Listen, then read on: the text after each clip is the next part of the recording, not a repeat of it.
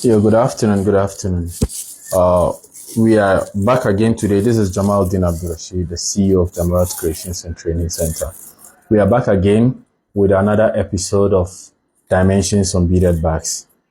I think in our last episode, we talked about a beaded bag that is not too big, but yet is not a tiny bag. You know, some people don't want tiny bags, yet they don't want something big.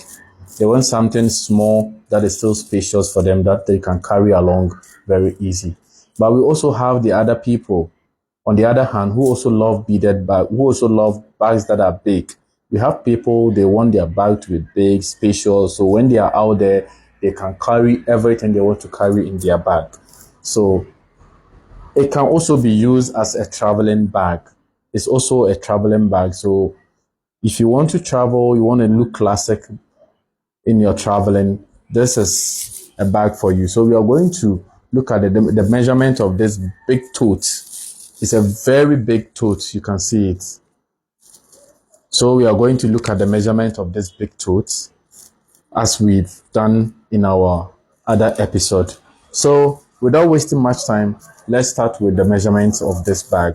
Because before you can get a very beautiful bag, measurement is one of the most important things. Measurement and the dimensions of the bag is one of the most important things about the bag. If you don't get your measurements right, your bag will look funny. That is why I've taken the time to give up and coming beaders measurements of different kinds of bags that they can. Maybe you won't get time like the way I get time to, or what do you call it, sketch my bags and get my dimensions and everything right. So I'm giving you this for free. You can get your book, start putting down the measurements and everything. So once you are ready to make any big tote like this, you know you already have a measurement that you can look at. So without wasting much time, let's go ahead and start with the measurement. So this is 39 by 32. 39 by 32. 39 by 32 for the front mat and then the back mat. For the front mat and the back mat is what? 39, 32. Let's go to the base. Like I've always said, the base always take the length of the main mat. So it's what? 39, 39 for the length, and then 19 for the depth. 39 for the length and 19 for the depth. 19 for the depth. Let's go to the side and side. I've always said this, the side is always less by 1. So here, if the base is 39 by 19, it means our side 2 is what? Is 19. So the side always takes the height and then it takes the depth of the base. So we'll have what?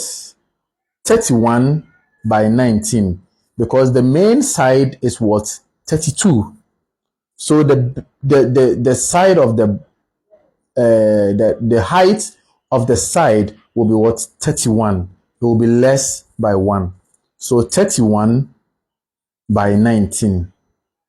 So the side alone should tell you how big this bag is. It's a very big bag. So 31 by what? 19. So that when you are joining it, this joining will add up to the base so that you have what? 32. So 31 by what? 19. So let's go back again. 39 by 32. Then we have the base, which is 39 by 19 for the base. Then we come to the side and side, and then we have what? 31 by 19. 31 by 19. So let's go to our handle. This handle is 53. The handle is 53 by 3. 53 by 3. So when you join it, then you have 54. So it's 50 what? 3 by 3. 53 in length, and then you weave 3. Then you join it. That is the handle. Someone will ask, Why do I have this border? Most of the times when I do a speckle bead, this bead is called speckle bead. It's acrylic speckled bead. It's not a rubber bead. This is an acrylic bead. It's a semi-glass what bead. I don't use rubber bead for my work. I use the acrylic bead, which is what the semi what glass bead. So when I use this speckle beads, I always make sure I get a color that would complement the color that I'm using for what the bag. So this border is 4. So it means if you're going to have a border which is 4 on your bag, then the main mat of the speckle bead will be what? When you take 4 out of, will be 28 because it's 32. So this 4 out of this 32 will be 28 after you've weaving, after you've done with your weaving of the speckle bead, which will give you what? 28. Then you add the 4, which will give you what? 32. So you can always have a color that will complement what?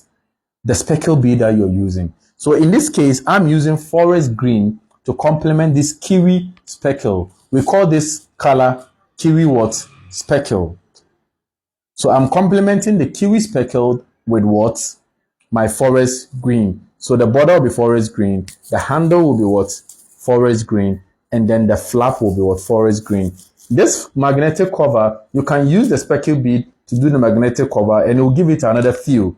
But I wanted the flap to be what? To be forest green. So let's talk about the flap. The flap is what? 15. The flap is 15 by what? 7. 15, let me turn it so that you see it very well. The flap is what? 15 by 7. 15 by 7. That is the flap. 15 by 7. And then you have what? The magnetic cover to be what? 4 by what? 5. 4. Here will be 4. And here will be 5. 4 by 5 for the magnetic cover. And then you have the packet. The packet is 21 by what? 16 or 14. So it's 21 by 14. 21 by 14. 21 by what? 14 for what? The packet. So let's look at where we're going to fix our magnet so that we'll have a very nice, what do you call it, shape. You will count 1, 2, 3, 4, 5, 6, and you fix your magnet on the 7th bead. You count 6, then you fix your magnet on the 7th bead, and then you come to the flap. You count what? 1, 2, 3, and you fix your magnet on what? On the 4th bead. Then you fix your magnet on what? On the 4th bead. So this is a big tote. I've given you all the measurements of this big what? Tote. If someone calls you and the person said, oh, I want a very big bag, this is a very big bag, I'm telling you. But yet it's very stiff. Very stiff, you see. That is how my bags are. My bags are very stiff. Yeah, so without wasting much time, we've had another episode on measurement and what? Dimensions. This is a very, very big bag. A very big tote. For traveling, for everything, wherever that you want to go, you can have it. So I'm working on my online, what do you call it, training. Once I get it done, I'll put it out there and the amount that people have to pay for us to have our online what training. So people have been asking me online training. You have to be patient. I did it with Telegram and they flagged the account, so I don't know. So without wasting much time, this is Jamarat Creations, your #1 bidding center. Thank you very much. Bye-bye.